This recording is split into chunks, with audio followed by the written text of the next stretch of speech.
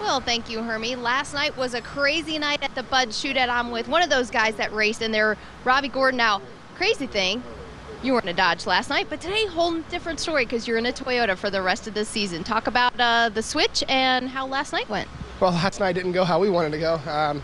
It seemed like about every 5 laps, everybody was sliding all over the place. And they checked up in front of me. I got in the back of the 6.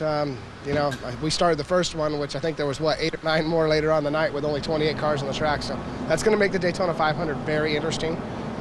We've got a strategy here that works on our speedway programs, and I think we're going to resort back to it.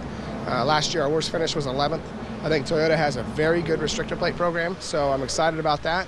And I'm excited to be back with Jim Beam and be able to bring them back to another Daytona 500. What do you think is different about this season, whether it was a lack of testing or something else that's attributing to these cars that they're bouncing around? You said it was pretty crazy out there.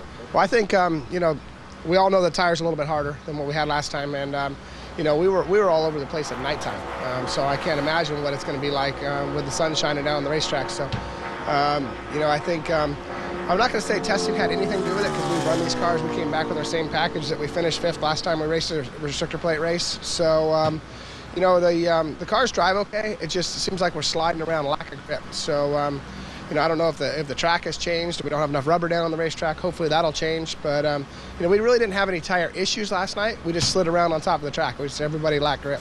Well, that's a good outlook from Robby Gordon. He's one of those guys that goes out earlier in the qualifying session today. He will roll off on that qualifying grid 11th. Johnny? Wendy, thanks a lot. That's a stat that really flew below the radar last year, was the fact that Robby Gordon's worst finish on a plate track was 11th. That is not too shabby, especially for a guy who's basically running his own organization over there. But one